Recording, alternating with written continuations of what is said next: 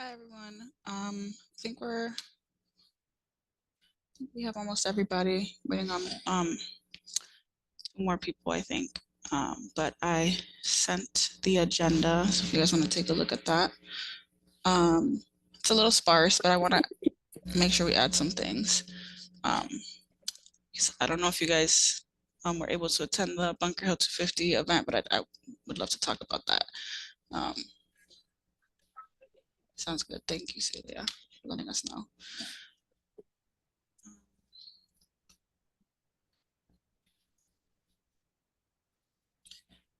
Okay.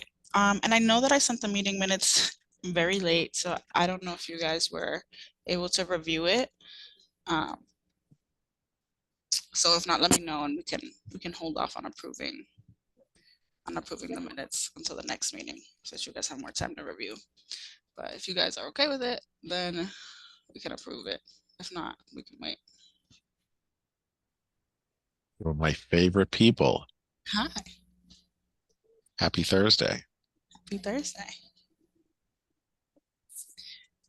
We are um we're just talking minutes if you were able to see them. I think we should just wait. I'm gonna approve them until the next meeting because they were short. Um, so it's fine. I wanted to give you guys some updates from the Office of Historic Preservation. Um, and Suzanne's not here. She should be joining, but it's fine if um, Amari can, he's on mute him, but Amari can talk about the meeting that we had with the chief and the co-chairs. So I just wanted to update you guys that some of you might already know that the Office of Historic Preservation hired a new director, Kathy Kotoridis. She is joining from Historic Boston Incorporated. And she has a lot of experience, I think, with the Boston Landmarks Commission and what they do.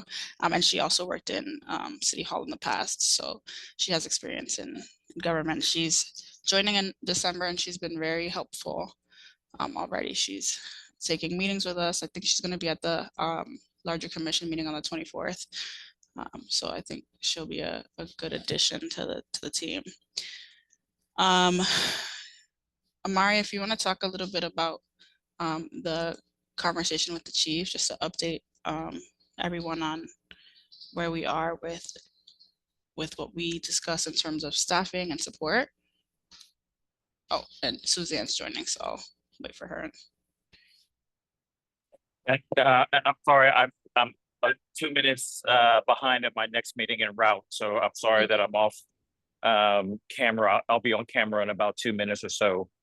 I think one of the conversations that has been a continuous conversation that we had with the chief was about additional support and coordination amongst other cabinet positions, just to provide some capacity in the ongoing work of the organizing. And so, that's been an ongoing conversation, and I think it was heartening to hear that there's a commitment from the chief to provide more support. And Suzanne, please jump in as well. Thank you. Hi, everybody.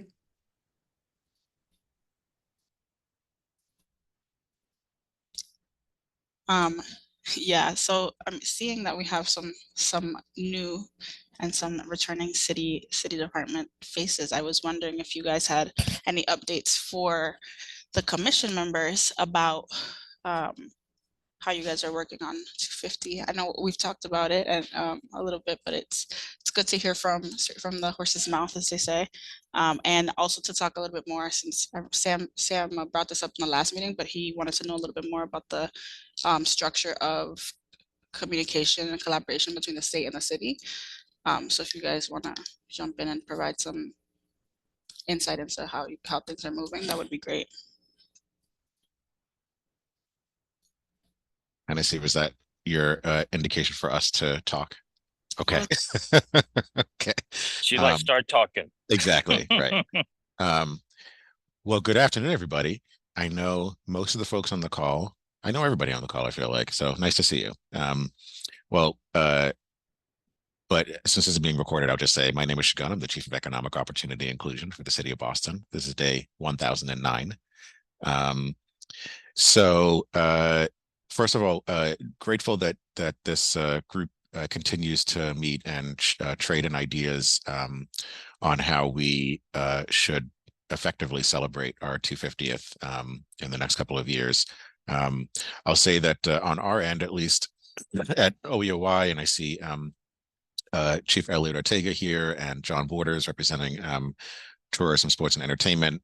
We've been in conversation with Brian and Hennessy and other members of the team that are not here, like Stephen Chan, who's the senior advisor on partnerships, and Alex, who's his deputy, on how the administration can be supportive in a better way, both in helping to come up with some ideas that the city should, implement to, better celebrate in 25 and 26, but also ways to help implement and push forward ideas that this group and the broader commission are coming up with. So I know that I don't know if we're ready to share yet, but I know that a few weeks ago, we put a couple of thoughts on paper to share with the mayor on, from our perspective, what different departments could be doing to help implement certain things. And, we're getting feedback from the mayor and other members of the cabinet, and then we'll be prepared to come before the broader commission to kind of share out,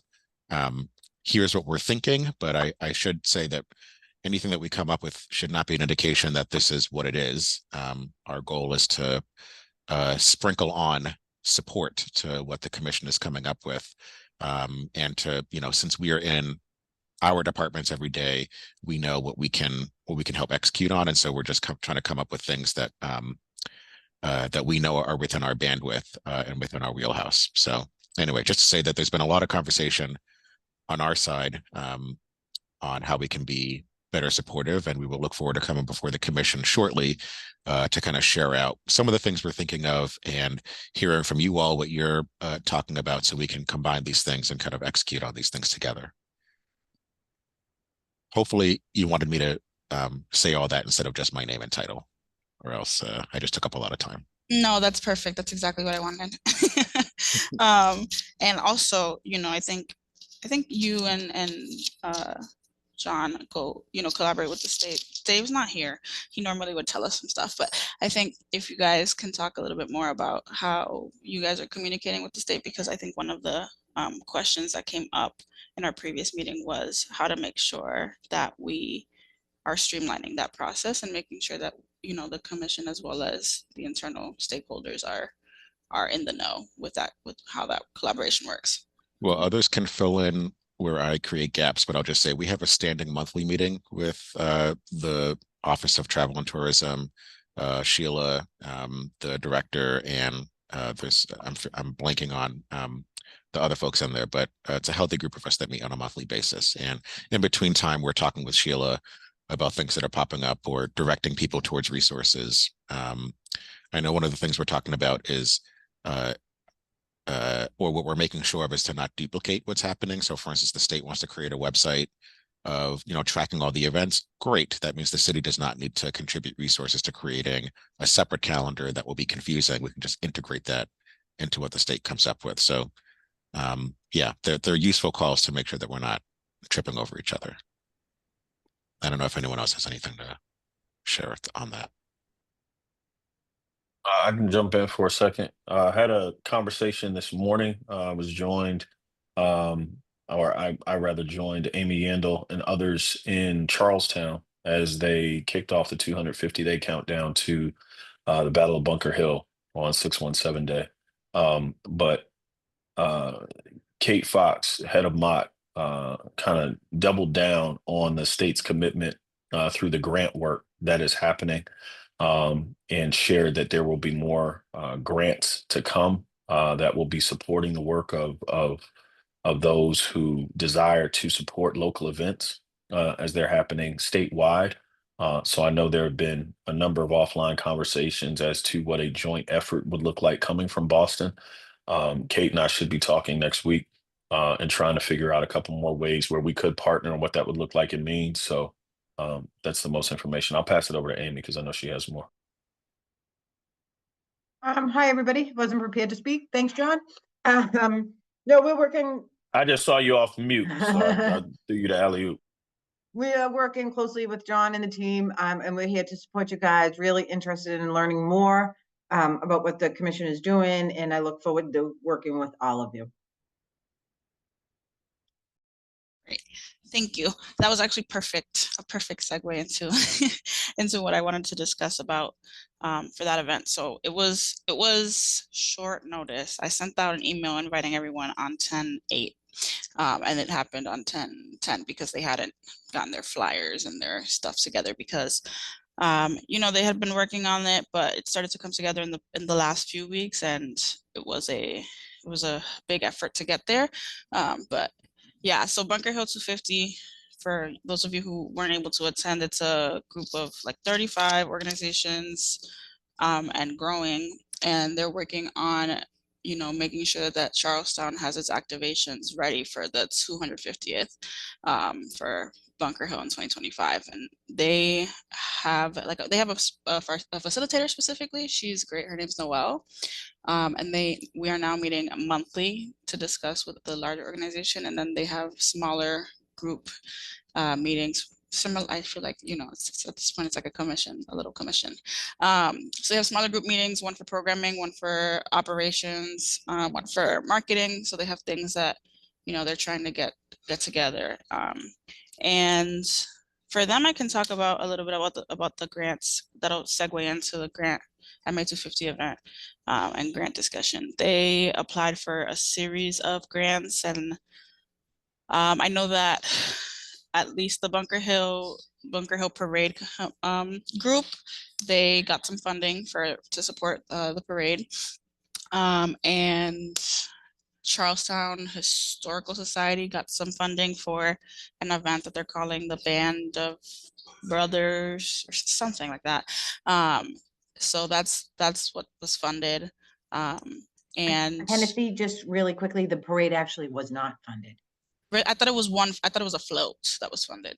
No, it's No? it's a different program. I'll tell you about that Oh, after. okay. We'll I talk just about want that to be clear because we need to help them a little bit. Okay, good to know. Yeah. Okay, interesting. But that actually is a segue into our next topic, which was a debrief of the MA 250 launch and end of the grant process. If you guys had applied for any grants and how that went for you, and what the status of that is, because as Amy just let me know, we did have Amy and I had a discussion. I think it was a couple weeks ago, one Friday or 2 Fridays ago, about, you know, tracking people who had applied for the grant and weren't able to get it, so we could offer some kind of support based on who hasn't been able to get that funding. So yeah, I don't know, Suzanne, if you want to talk about it, if you guys want to talk a little bit about that event and that grant process. Sure, and I know Noelle also applied and would like her to hi Noelle. We were both recipients of a grant from Mott. Noelle, do you want to talk about your grant, and then I'll talk about the one I applied Sure. for? Our grant was for 75,000 to fund Black Voices during the Revolution, which will be an exhibition that will be up by hopefully, well, it's got to be up by June 30th. That's the terms of the grant. Essentially, what we're doing is marrying traditional exhibition with digital exhibition to highlight the various perspectives of the Black community in Boston during the Revolution. So, and through a Black lens. So what were the motivations or justifications and explanations of people to decide to support one side or the other? And using primary source documents to create a level of digital engagement for visitors. So just getting that process started, but we're really excited about it. Thank you, Noelle. And just so the group knows, the Museum of African American History did get one of the highest amounts statewide, as well as the foundation. And we applied, thank you, to to the city for your assistance and support for a marketing project, which would marry the city with the state and everybody in between to start creating excitement for the 250th in the city with street banners, brochures, things of that nature. So we need to work together to to get this out on the streets again, as Noel said, by June of next year. Amari, did you want to add anything too? Yeah, Embrace was a recipient of the grant, and we were fortunate to get one of the larger ones as well. We're using it for our second monument project. Unfortunately for this this committee, the monument is in Western Mass, so the funds will be deployed to illuminate another hero of Massachusetts that we will unveil next year. It's a W.E.B. Du Bois monument. It will be in Great Barrington.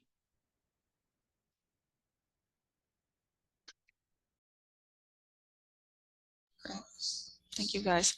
Wanted to know a little bit more about how did you guys feel about the MA 250 event? I know I saw a lot of you there.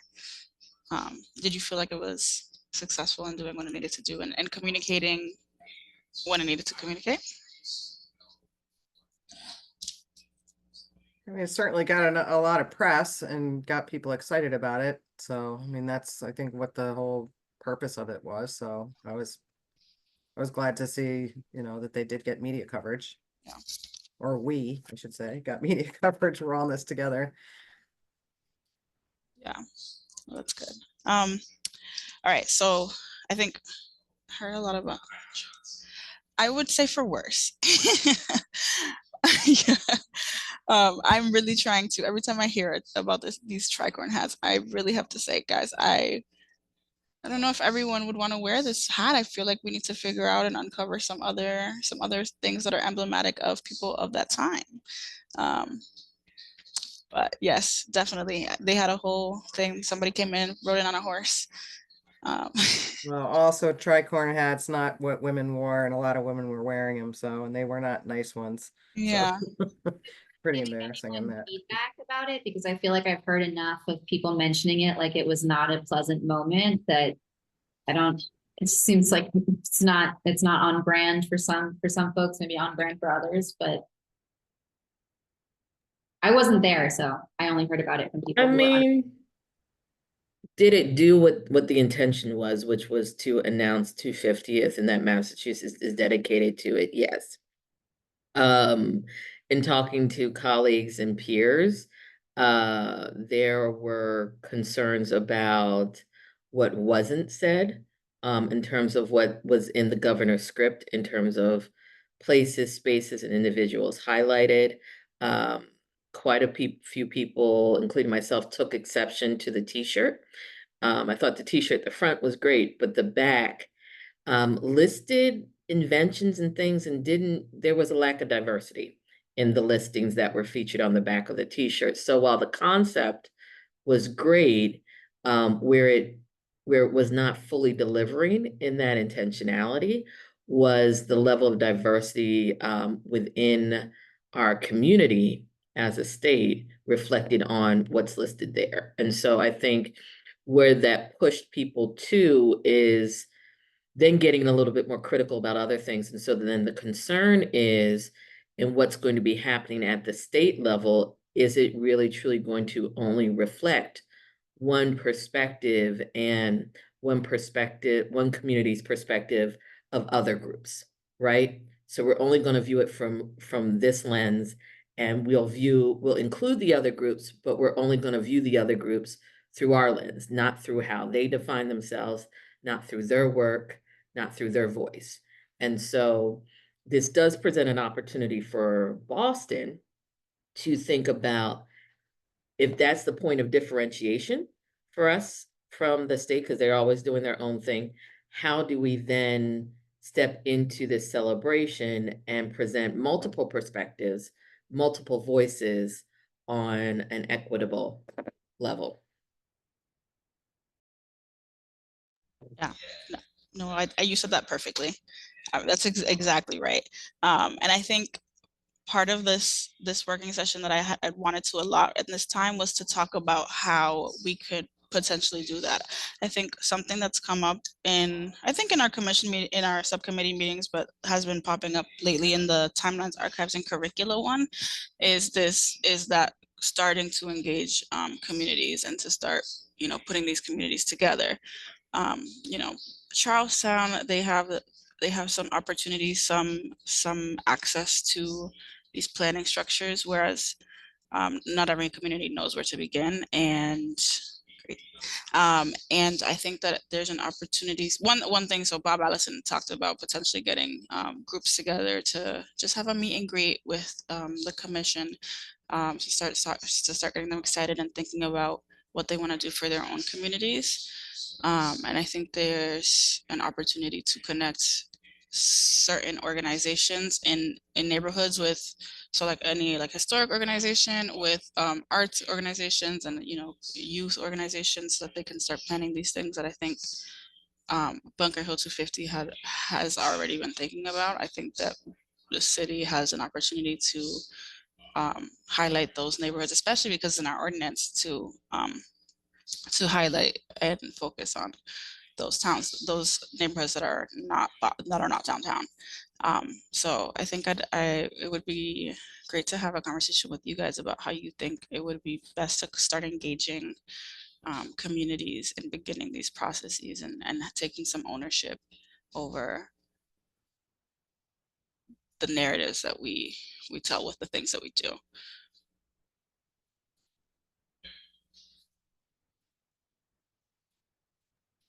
Well, I think we need to disavow the notion that every community is waiting for the city to come to them.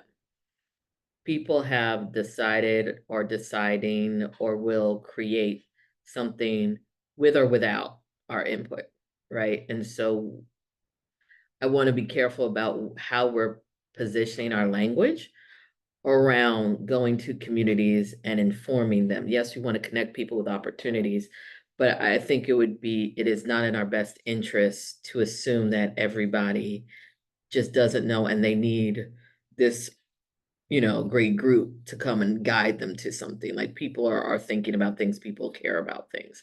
To do community meetings, think about the order in which the neighborhoods happen, because that's going to say something as well. And linguistically, because there are so many language groups here in this city. I mean, so many. How are we going to do this to make sure that everybody has an opportunity? Because it's not just the 1776 moment. It is the moment people and communities that inform the American identity and American society. So that's my 2 cents on that. No, I agree. I think my intention was to go into the community and ask, how can I support what's already existing?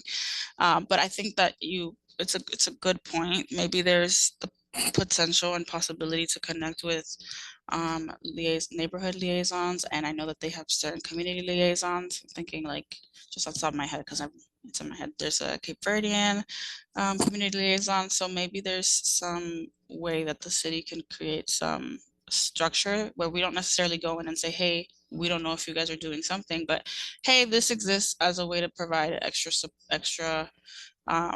access to if you need something for language access, if you need something for the neighborhood, we can create this toolkit where we can expand what's available to you all from the city without necessarily going in and saying, you guys haven't thought about this at all. So maybe there's something there, because I think it's a great point that language access is going to be a really big thing to make sure that we get to everyone. Yeah, Suzanne. Did during the press conference today, did Kate or anybody mention the new field guide that they have created? They did not. State. Okay. Sounds like your toolkit and their field guide might be something that it's already created, like Sugun was saying, like why create something that the state's already created, or maybe we can take that as a template. Is that on their website? Is it live? I don't know if it's live. I just heard Oh. about it yet, that it was ready to be released yesterday. Okay.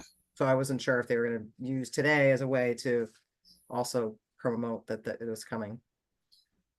You talk a little bit more about what they're thinking of including on the field guide.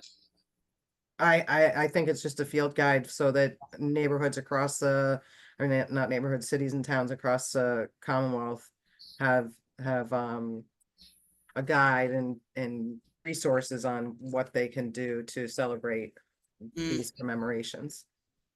Okay, interesting. I have not seen it or a draft, so. Yeah. No, I'm working with, Juan, because Juan has expressed wanting to have that interaction as with the Latino community. So emailed him to try to set up just conversations, not assuming nothing, but just wanting to connect with people and having, allowing them to have someone, a point person in the city that they can come to. But I think that's something that they're thinking about on a larger scale. And another thing is that I met with Kathy on Wednesday, and we're having budget discussions because it's that time. So she's going through the ask that Murray Miller had previously made and fleshing it out a little bit more and trying to come up with newer numbers that make a little bit more sense, that are higher, and including some personnel in there. So I wanted to give that update, but she also asked, right, if we want to have something launched by X date, which we should decide what date we want to have. Oh, events are happening, city is blah, blah, blah, to work backwards from there so that we know when we know that we should have been a long time ago. But one thing that we're talking about is needing to have a thematic framing, a narrative, so that we can communicate what the commission is recommending across all of the subcommittees as a larger commission, and how that's working towards the 250th and the 400th. So I wanted to open that to you guys to talk about. Sure, we pick whatever event that is, if it's evacuation day, 2026, 2025, whatever, or if it's Bunker Hill or whatever that may be. What are we working towards, and how can we work to do that and with the capacity that we have? So now I can say, like Chief Shagun mentioned, on the 24th, Alex and maybe Stephen will come and they'll present their memo, and they'll talk about the activations that they're thinking of. But I wanted to know how you guys wanted to frame how we move forward, how we provide a narrative for what we're doing next, for how this moves forward. Can I jump in for 2 seconds? I think as disjointed as some things around 250 have been, I think one of the highlights that I really took from this morning was the kids from the Warren Prescott School singing the song "A Million Dreams." I'm not sure if everybody's familiar with that song. I'm one of the most sensitive people when it comes to kids singing. Goodness gracious, it was unreal. I'm sitting up there next to the big podium trying not to weep in front of all these people who I don't know with cameras. It was a very, very special moment. But I say that to say, if we collectively decide on any sort of branding and forward facing anything, I think starting with getting the license to that song and doing something community to community with different kids and different representations, that thing would be off the hook. And I think people can come together under the banner of children and music. And I think that's a great starting point. I don't know whose scope that would fall under, but I think there's something to be said about the possibility of being able to license that song or something along those lines. There needs to be some sort of galvanizing banner song that we all, maybe not song, but there needs to be something that brings us all together, whether it's Mass 250, Boston 250, Charlestown, whatever it is. That Million Dreams, the possibility, the ambition, and having the babies sing it, I think will disarm everybody, and then we can go into our separate corners. Everybody do what they want to do. Go ahead, Dr. No, because I'm looking at you ready to jump I'm in there. trying not to laugh because it's basically like you just trying to do a We Are the World for 2026. Let me tell you, that's what it felt like when you seen them babies up there. I seen all them different babies up there. And listen, when you hear them sing a million, it's good. I I just want to say that the paradigm. it was something Are you there. singing now? I'm gonna let you. Listen, there was. I'm trying to add some levity to this conversation. It's a heavy conversation. I'm gonna let It was you a special. finish. Go ahead. It Go was a ahead. special. No, because I'm out of Could key. you remind us how it goes? Yeah, What you I'm not familiar with the song, John. Could you hum it again? No, not true. Nope. I'm gonna pass it over to Chief. You got Caro on here, KEO. We got some singers on here. That Chief gonna did the baritone whole nine. Like I get it. If we're gonna do it, we're gonna do it together. My point is there is something to be said about children and music and art, and I think that's a great disarming way to start, and then we can kind of branch out from there and everybody figure it out. But that's my little 2 cents. I'm gonna be No, quiet. I think it's great. I'm just saying We Are the World is even though that's like 35 years old, that's like essentially the paradigm that you're talking about, that it happens in so many spaces in so many different ways, from professional to lay to whatever.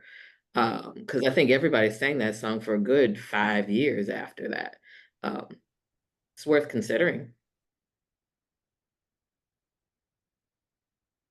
If I don't say nothing else for 250 days, just know when we get the babies together, we sing Million Miles, Million Dreams. Y'all gonna be like, John saw it. It's love. That's all I got.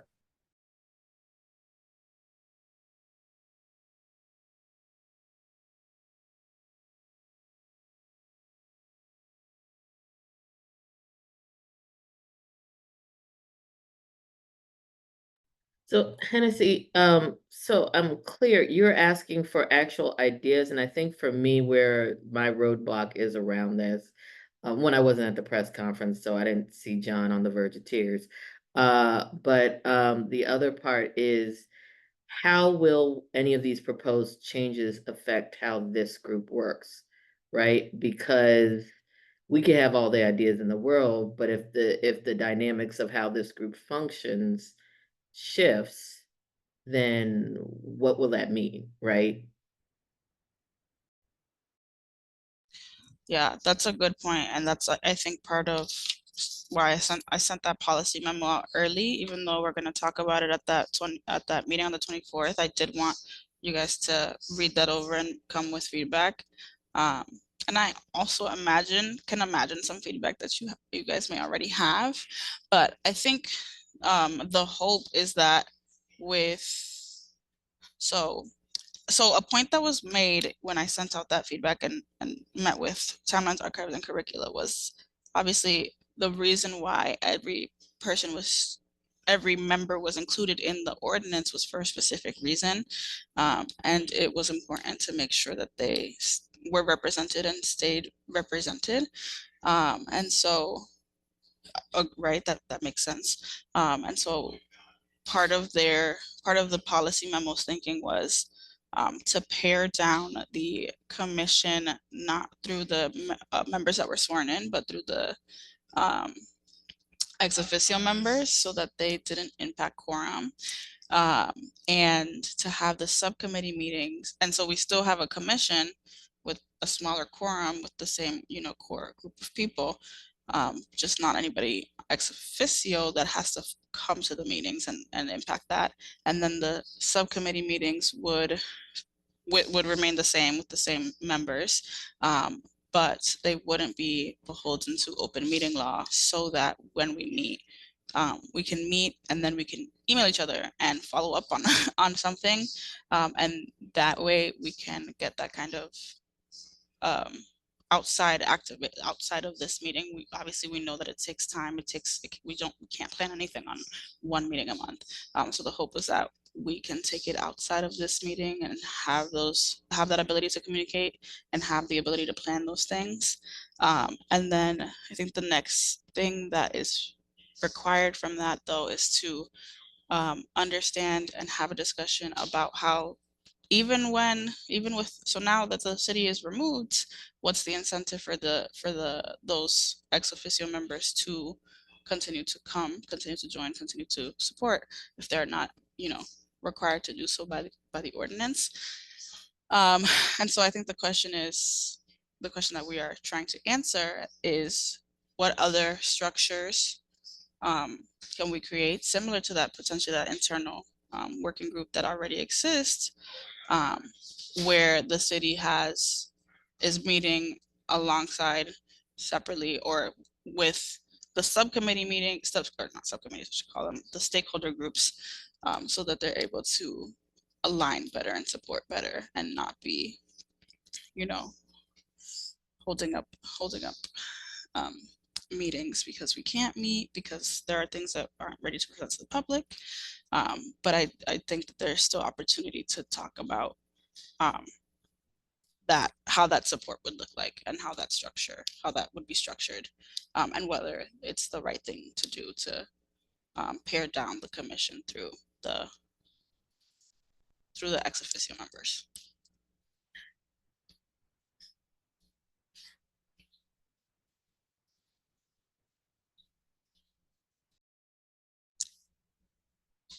I think that was, the thought process behind it, especially because, what you raised, Dr. Trent, in the last larger meeting in July, I think has stuck with my team, my cabinet, about What did I say? Because I say a lot, so you gotta click. No, you talked about the PR of it, right? What are we communicating when we pare down? What are we communicating if we aren't a commission, or whatever change we make, what does that communicate? And so I think I've been thinking a lot about what happens if we lose a public engagement. I think, we'll still have to discuss it. I mean, not that these meetings, that the stakeholder meetings wouldn't be public. I think that we're fine with that.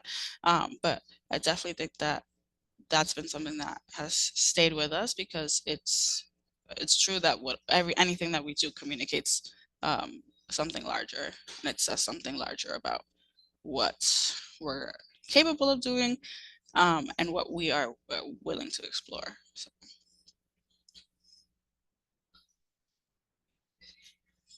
So yeah, I mean, I don't know what your thoughts are on the proposed changes. I don't know. Did you guys get a chance to read the policy memo?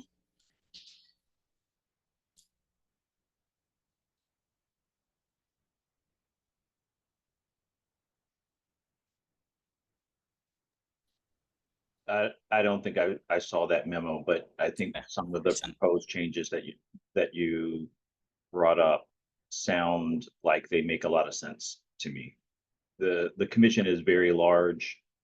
I don't know for most of the meetings. I know how difficult it's been to get quorum for those meetings.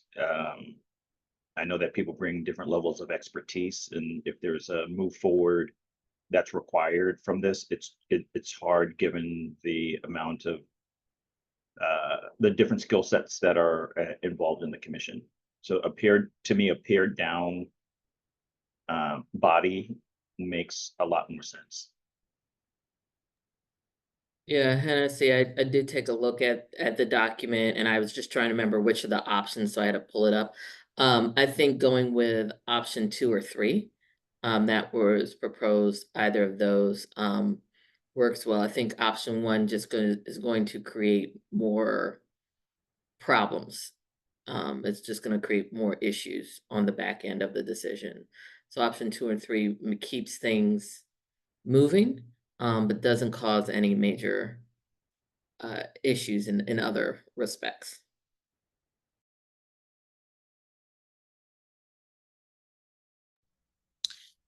Yeah, I agree. I mean, so I think the question is, I think that makes sense, and I think we'll talk about it a little bit more then. But I think, what would you guys, because we were talking last meeting about the kind of support that we need to see from the city. Remember, we were talking about maybe getting details, getting people to commit. So what would you guys like to see from, if those ex officio members are removed, how would you like to make sure that that structure of support remains there? Well, I think we're here to support the city. I don't know. I mean, that's my feeling anyway. and whatever the city needs from us is what I think that, we should be providing. I know that, many of the city departments already have plans in place or have ideas. I don't know what they are at the moment, but I have heard of some. So that's what I think that we've all been saying, is that we want to support the city and we want to work with the city so that we're all doing the right thing by all of our fellow constituents. So I'm here to help, like Amy said earlier, and I look forward to working with all of you. Not to ditto you, Amy, but I am. I like the ditto piece because I don't know the vegetarian option of piggybacking, so I'm going to use ditto from now on. But just to say that, we, Suzanne, like you said, it's vice versa. All of us want to be supportive. And so I think, as I shared earlier, there were some thoughts that we shared with the mayor for some feedback. And the reason we're doing it that way is that we want to be sure that if we're sharing ideas with the commission, that these are things that we can actually move forward on like pretty quickly, as opposed to we come to you, we talk about stuff, and then bring it to the mayor, and she's like, not exactly what I think we should do. And then we're having 7 more meetings about what to do. So, like I said, we plan on coming back very quickly with veggie back. Okay, all right. It doesn't roll off the tongue, but I'll try to use that more often. But yeah, so we'll come back to you all very quickly with some thoughts, both on paper and just kicking around ideas in meetings on what we can do. And in the meantime, if there are things that the commission has come up with so far, we also want to know what's being talked about, so that we can think about how it integrates with our different departments or cabinets, especially because right now for us it's budget season. And so, it'll be helpful for us to think about what staffing levels do we need, or what contract should we be thinking about putting together, stuff like that, to help execute in 25 and 6.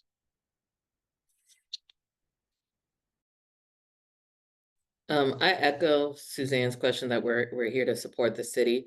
In terms of ideas, I think the overall space that I'm in, and I've been to quite a few convenings, and Sagun and I were in Philadelphia a couple weeks ago.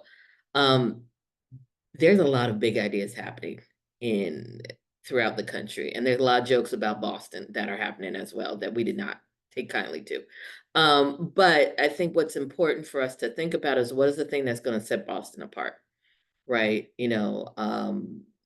Being big, being inclusive.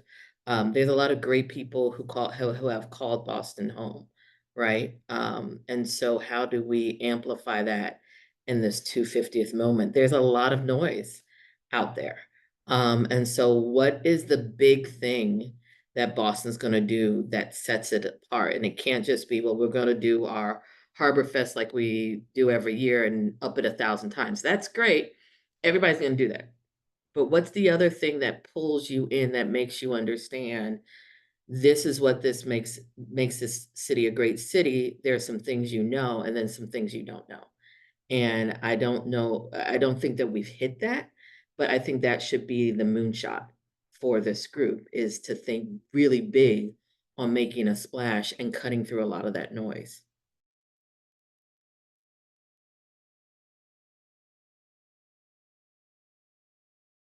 Oh, Sam, we can't hear you. Can you hear me now? Okay, great. I think for me, based on this conversation, is I want to make sure that we are in lockstep with the state for this event, based on the 250 event with the hats. I still don't know where to try point. Is it the one that the sailors used to wear? I just think that they're in the t-shirts. I think that they have a vision of what they think people in Massachusetts want to see and experience. And I think we here in the city of Boston have our own vision, or we're on a journey to figuring out what that vision is. And I don't think that they're aligned. And I'm just worried that we're going to get so far down the road, the state's going to take a look at what we're doing and say, well, wait a second, hold on, that's not what our vision was, and that's not what our vision is. And so it's just going to look disjointed. And I don't want either entity to be embarrassed. Not that they would be embarrassed, but I don't want either entity to feel I don't want the public to feel like we weren't in communication and we weren't consulting one another on what our joint vision for this occasion is. So that's just kind of my 2 cents on this. I think a compromise of that would be that because like you said, the state has come out with they have their website, and I think, is their theme the first 250? Am I right about that? Yeah. So I guess because I feel like we've got 351 municipalities that are all gonna want to do their own thing. I mean, I'm sure Lexington and Concord are planning their own stuff, and et cetera, et cetera. I feel like so I agree with you. I think on the implementation side, like we were saying earlier, for the kind of the if they're creating certain things, we definitely need to feed into that kind of stuff, whether it's websites or printed materials that they might be handing out, to make sure that it's all aligned and not duplicating. But I think the great thing is that we kind of have the opportunity to be our own, like to kind of put our own flavor on stuff, so that we're not just doing the same thing as like Cambridge, or not that there's anything wrong with Cambridge, and this is recorded, so of course we love our brothers and sisters in Cambridge. But I would say, kind of building on what everyone has said, that I think the opportunity for us is to lean into the first 250 piece, and to make sure that as the state might be focused, because I wasn't at the kickoff either, but it sounds like the whole focus was just on the 18th century stuff, and what happened in 76 and all that, which is fine and good. And I feel like, because as the good doctor said, in Philly, they were trying to take credit for being the birthplace of democracy, and it's like, I don't understand how you do that. It's like you have to literally cut off many years of history to then say Philly is the birthplace of. But I digress. I feel like as the state, they will probably continue to focus on that, just because that's our talking point as the Commonwealth. But I think for Boston, we get to hone in on all the things that have happened, all the really great things that have happened that Lexington can't talk about, or that other parts of the state can't talk about. So it might be a little different there, but I think that'll be a good thing, because then tourists that are coming here will go to Concord for what they have to offer, and choose to come to Boston for whatever different is happening here. But I'm with you on the fact, Sam, that we need to be totally coordinated. And I will add one thing here before Chief Elliot Ortega drops in, because I just saw her come off mute, is that just so that you all know, and I don't know if this is the purview of the commission as well, this is mostly my fault, we are also at the same time talking with the state, not just about 250, and then also internally doing this, but all of 26 is going to be a huge thing, because you've got tall ships and FIFA happening. And so just in terms of the coordination of the different events is also part of the conversation. So anyway, I'll stop there. And Chief. Thank you. I was just gonna say, well, Karen is on the call as well, and I'm just gonna actually just pass over to Karen, because I think that the other thing we have going on is the Unmonument program. That is a huge investment from the Mellon Foundation, and I feel like we should be leveraging the programming that is coming out of that, which is in partnership with multiple people who are on this call already.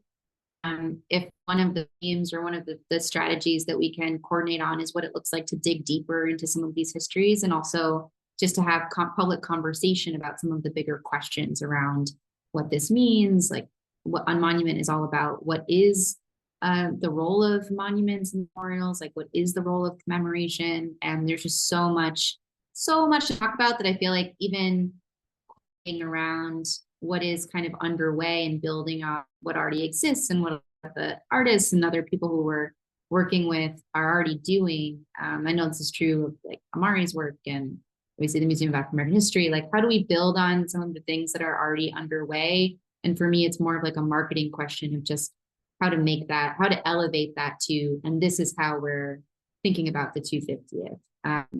So, but I don't know, since I don't know if everybody knows Karen or has heard about this project, Karen, maybe I'll just pass it to you just to like talk a little bit about what we've been up to. Yeah, thanks, Cara. Hey, everybody. I'm Karen Goodfellow. I'm the Director of Transformative Art and Monuments in the Mayor's Office of Arts and Culture, working with Cara, and have been working with Amy for almost 17 years, although our offices have changed.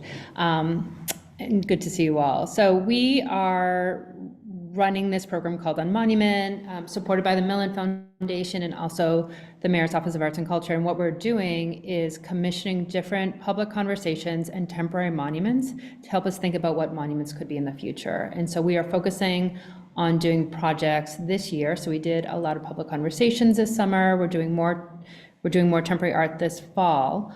And I'm happy to do more of a report out if we ever have time on it, time for a Tennessee with this group or with others to share more. And to like have images and all that, which I think would help. But we're also releasing a call to do more temporary art next summer.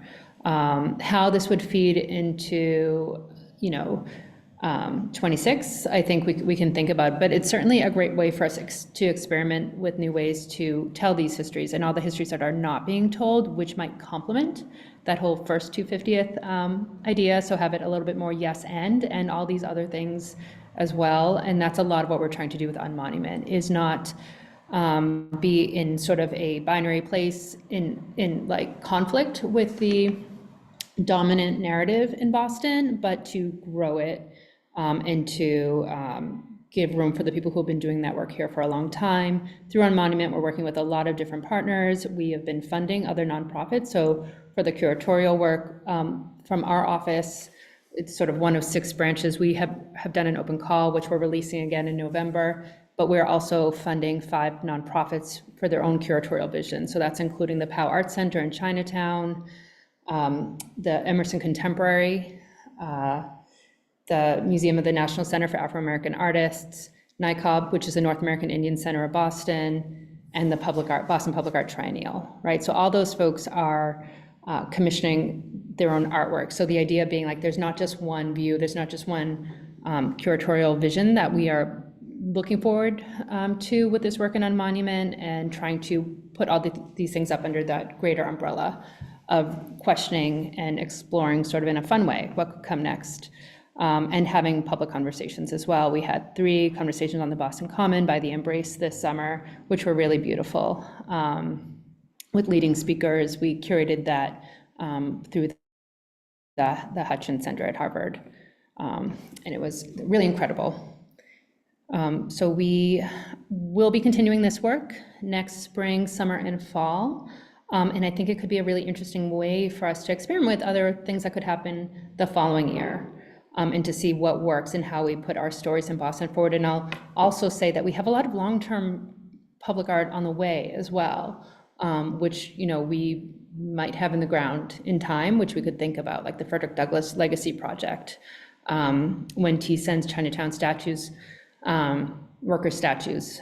So there may be more for us to put forward in that way as well. But I would love to think about other ways art, public art in particular, along with song, as John was talking about, could hold space and do a really great job of fulfilling the mission of this commission while complementing the vision at this state and this city.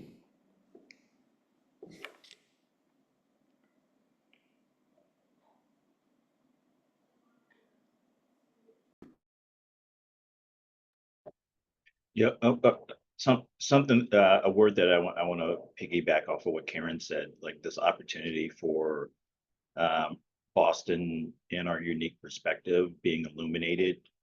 And while I definitely think that we should engage the capacity when necessary of the state,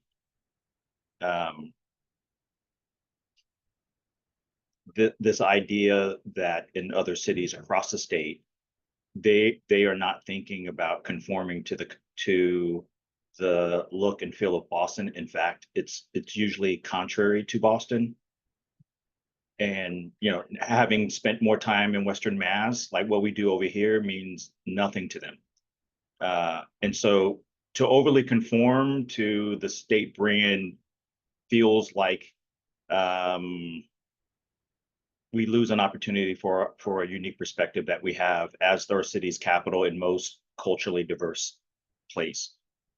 So there's things that I think around the capacity that they have that we should engage with, but I assure you, no one in North Adams is wondering what Boston's Vietnamese community is thinking about or up to, or how they'll celebrate the 250th.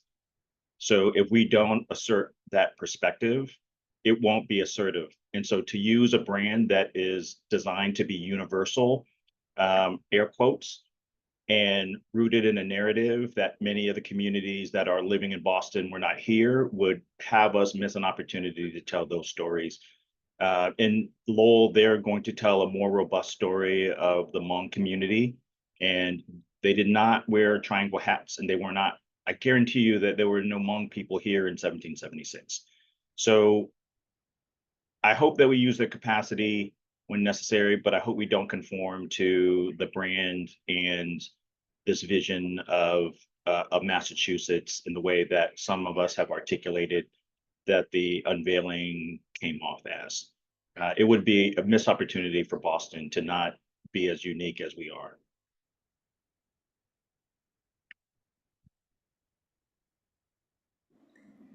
I think, Amari, I think the other thing with that is looking at 250 years ago as a starting point offers or creates a lot of erasure that I think will be on us to also in our work to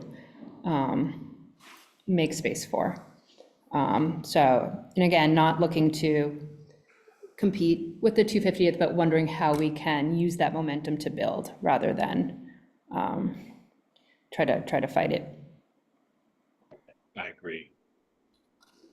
I also agree. I think that, you know, it's a unique opportunity for the commission, especially because it's not just 250, it's 250 and 400. And our 250 can think about 400.